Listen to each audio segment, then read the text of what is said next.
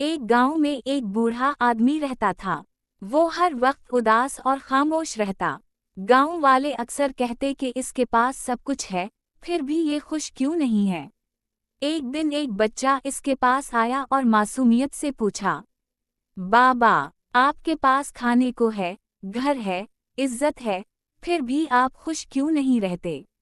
बूढ़े ने आह भरी और कहा, बेटे, इंसान हमेशा इस चीज के पीछे भागता है जो उसके पास नहीं होती। जो मिला है, इसकी कदर नहीं करता।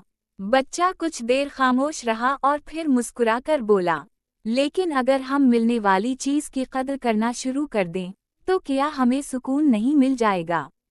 बूढ़े के होंठों पर पहली बार मुस्कुराहट आई, मगर वो सवाल सोचता रह गया, क्या वाकई खुशी हमारी अपनी सोच में है, या फिर कहीं और। क्या हम जानते हैं